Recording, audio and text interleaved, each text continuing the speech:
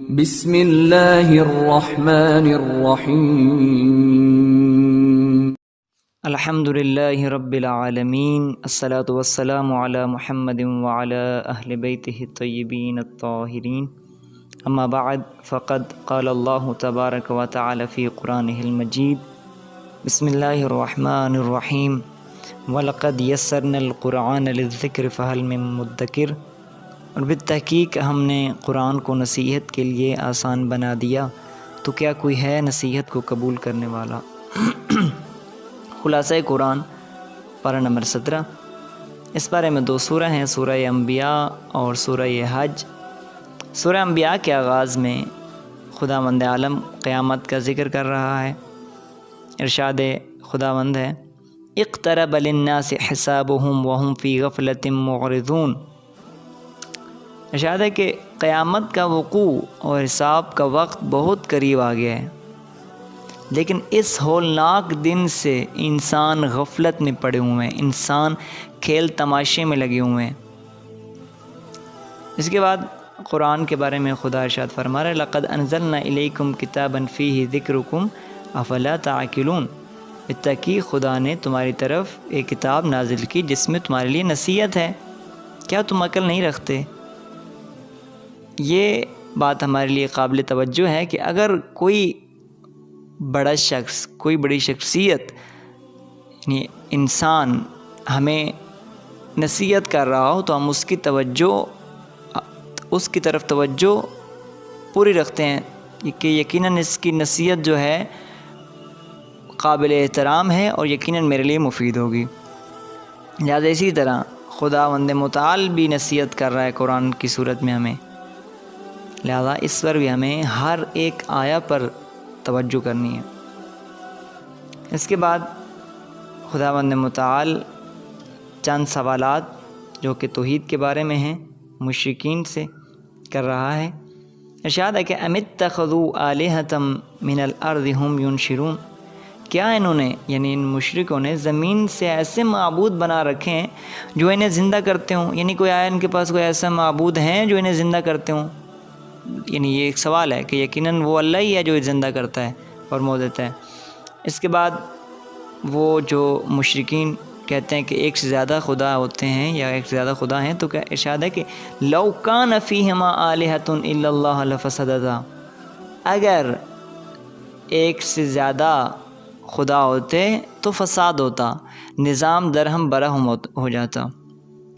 لہذا یہ ایک دلیل ہے کہ اگر نظام صحیح چل رہا ہے اور نظام درہم برہم نہیں ہے، ہر کام اپنے وقت پہ ہو رہا ہے، سورج اپنے وقت پہ نکلتا ہے، طلوع ہوتا ہے اور اپنے وقت پہ غروب ہوتا ہے، تو لہذا اس سے یہ ثابت ہوتا ہے کہ کوئی ایک ہی ہے جو اس پورے نظام کو چلا رہا ہے۔ اور پھر اس کے بعد ارشاد ہے لا يسأل عما يفعل وهم يسألون، خدا جو کام کرتا ہے اس سے اس بارے میں سوال نہیں ہوگا، لیکن یہ جو بھی کام کرتے ہیں ان سے اس بارے میں سوال ہوگا۔ یہاں پہ یہ کہنا چاہ رہے ہیں کہ خدا کے کام میں کسی غلطی کا امکان نہیں ہوتا، لیکن ان کے ہر کام میں غلطی کا امکان ہے، لہذا ان پر ان سے سوال ہو سکتا ہے۔ اس کے بعد ارشاد ہے ام اتخذوا من دونہ آلہۃ قل ہاتوا برہانکم ھذا ذکر من معی و ذکر من قبلی، کیا انہوں نے اللہ کے سوا اور معبود بنا لیے ہیں؟ تو کہہ دیجیے یا رسول ان سے کہہ دیجیے تم اپنی دلیل پیش کرو، ہمارے پاس تو دلیل ہے، یہ میرے ساتھ والوں کی کتاب اور مجھ سے پہلے والوں کی کتاب ہے، یعنی اس کتاب میں، اس قرآن مجید میں اور اس سے پہلے جو آسمانی کتب نازل ہوئی ہیں ان کے اندر خدا یکتا کی بات ہوئی ہے، خدا یکتا کے علاوہ اور معبود کی بات نہیں ہوئی۔ لہذا اگر تمہارے پاس دلیل ہے تو پیش کرو، اور یہ ظاہر ہے کہ ان کے پاس ایک سے زیادہ خدا کے ہونے کی دلیل نہیں ہے۔ اس کے بعد خداوند متعال موت کے بارے میں ارشاد فرما رہا ہے کہ کل نفس ذائقۃ الموت ونبلوکم بالشر والخیر فتنہ، ہر نفس کو موت کا ذائقہ چکھنا ہے اور وہ تمہیں شر سے اور خیر کے ذریعے آزمائے گا۔ یہ میں نے مفہوم بیان کیا ہے۔ کہ وہ تمہیں شر اور خیر کے ذریعے آزمائے گا۔ یہاں پر ایک عالم دین نے جملہ لکھا ہوا تھا کہ آزمائش مال و دولت کے ذریعے، یعنی خداوند تعالیٰ اگر کسی کو مال و دولت دے کے آزمائش کرتا ہے تو یہ آزمائش سخت ہے اس آزمائش سے جو خداوند متعال کسی کو تنگ دست کر کے آزمائش کرتا ہے۔ لہذا مال و دولت میں انسان بمشکل کامیاب ہوتا ہے، لیکن تنگ دست ہو کے آزمائش، اس میں زیادہ امکان ہوتے ہیں انسان کے آزمائش میں کامیاب ہونے کے۔ اس کے بعد خداوند متعال ارشاد فرما رہا ہے کہ یہ جو ہم مشرکوں کو مال دے دیتے ہیں تو آیت سے کیا مراد ہے کہ ہم ان پر راضی ہیں؟ ارشاد ہے کہ بل متعنا ہؤلاء آباءہم وآباءہم حتی طال علیہم العمر افلا یرون ان نأتی الارض تنفعها من اطرافها، بلکہ ہم تو انہیں اور ان کے آباء کو سامان زیست دیتے رہے یہاں تک کہ ان پر عرصہ دراز گزر گیا، تو کیا یہ لوگ دیکھتے نہیں کہ ہم ان پر زمین تنگ کر رہے ہیں؟ یعنی ایک خدا کہہ رہا ہے کہ ہم ان کو ڈھیل دیتے جا رہے ہیں، یہ جو ہم نے ان کو سامان دیا ہے، متاع دیا ہے، مال دیا ہے، اس سے ہم انہیں ڈھیل دے رہے ہیں، نہ کہ ہم ان پر ہماری رحمت شامل حال ہے ان پر۔ اور پھر ارشاد ہے کہ قل انما انذرکم بالوحی ولا يسمع الصم الدعاء اذا ما ينذرون۔ اس کے بعد ارشاد ہے کہ اے رسول ان سے کہہ دیجئے کہ میں وحی کی بنا پر تمہیں تنبیہ کرتا ہوں، تمہیں متوجہ کرتا ہوں، مگر جب بہروں کو تنبیہ کی جاتی ہے تو وہ کسی پکار کو سنے نہیں سکتے۔ کیا آیا رسول اکرم بہروں کو جا کے، یعنی جو کانوں سے سن نہیں سکتے تھے، ان کو جا کے تبلیغ کیا کرتے تھے؟ نہیں، ایسا نہیں ہے۔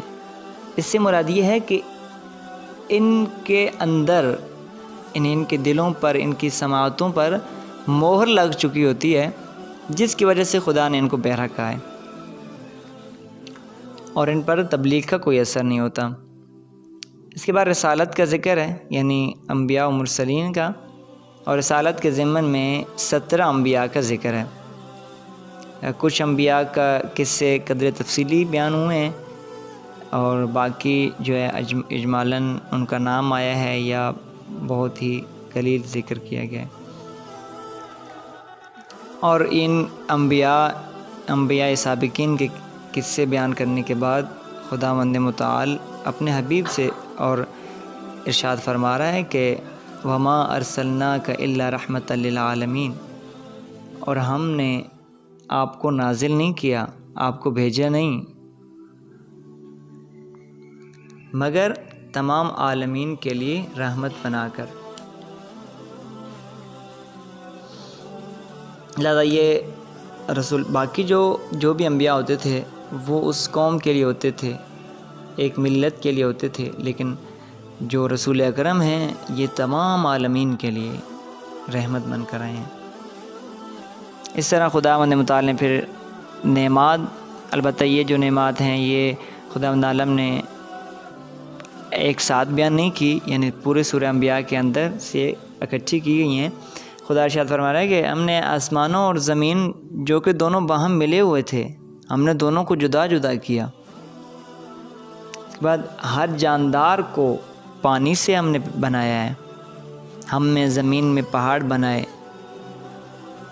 اس کے بعد ہے کہ ہم نے زمین کے اندر کشادہ راستے بنائے، ہم نے آسمان کو محفوظ چھت بنایا، رات، دن، سورج اور چاند بھی ہم نے ایک پورا نظام ترتیب دیا ہے، جو کہ ہر ایک اپنی مدار میں تیزی سے گھوم رہے ہیں۔ اس کے بعد سورہ حج کے آغاز میں ہی پھر ایک مرتبہ قیامت کا ذکر ہے، اور یہاں پر قیامت کی ہولناکیوں کا دل دہلا دینے والا منظر کشی کی گئی ہے۔ ارشاد رب العزت ہے یا ایھا الناس اتقوا ربکم ان زلزلۃ الساعۃ شیء عظیم اے لوگو اپنے پروردگار سے ڈرو، کیونکہ قیامت کا زلزلہ بڑی خوفناک چیز ہے۔ یوم ترونہا تذہل کل مرضعۃ عما ارضعت وتضع کل ذات حمل حملہا وتری الناس سکارا وما ہم بسکارا ولکن عذاب اللہ شدید۔ جس دن تم اسے دیکھو گے، ہر دودھ پلانے والی ماں اپنے شیرخوار کو بھول جائے گی۔ ماں کو اپنے بچے سے بہت زیادہ محبت ہوتی ہے، اور تمام حاملہ عورتیں اپنا حمل گرا بیٹھیں گی، اور تم لوگوں کو نشے کی حالت میں دیکھو گے، حالانکہ وہ نشے میں نہ ہوں گے بلکہ اللہ کا عذاب بڑا شدید ہوگا۔ اس کے بعد خداوند متعال انسان کی تخلیق کے بارے میں ارشاد فرما رہا ہے کہ انسان کی تخلیق کے 7 مراحل ہیں۔ پہلے مٹی سے پیدا کیا، نطفے سے پیدا کیا، خون کا لوتھڑا بنایا، اس کے اوپر بوٹی بنائی یعنی گوشت، اس کے بعد یہ بچے کی صورت میں آیا، اس کے بعد یہ جوان ہوا، اس کے بعد یہ بوڑھا ہو گیا۔ یہ انسان کی تخلیق کے 7 مراحل خدا نے بیان کیے۔ اس کے بعد خدا ارشاد فرما رہا ہے کہ ایمان لانے والوں یعنی مسلم، یہودیوں یعنی یہ حضرت موسیٰ کی شریعت کے جو تابع ہوتے ہیں ان کو یہودی کہا جاتا ہے۔ اس کے بعد صائبیوں، یہ ان کا مذہب حضرت یحییٰ علیہ السلام سے منسوب ہے۔ نصرانیوں، یہ حضرت مسیح کے حضرت عیسیٰ علیہ السلام کے پیروکار کو نصرانی کہا جاتا ہے۔ مجوسیوں، یہ بھی کوئی قوم تھی، زرتشت کے ماننے والے تھے یہ لوگ، اور یہ آگ کو پوجا کرتے تھے، آگ کی، اور آگ کو ہی مقدس سمجھتے تھے۔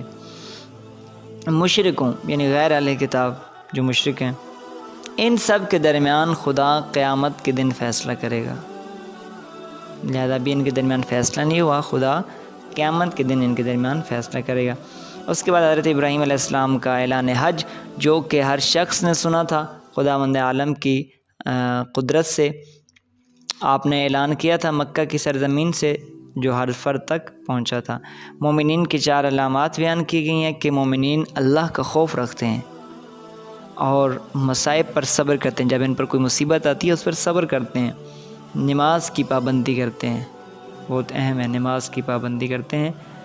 اس کے بعد نمبر 4 نیک مصارف میں خرچ کرتے ہیں۔ یہ میں نے تقریباً تمام جگہ پہ جہاں بھی مومنین متقین کی صفات آئی ہیں، یہ آخری جو ہے نا خرچ کرتے ہیں، یہ تقریباً بار بار یہ ذکر ہوئی ہے کہ مومنین خرچ کرتے ہیں، انفاق فی سبیل اللہ کرتے ہیں۔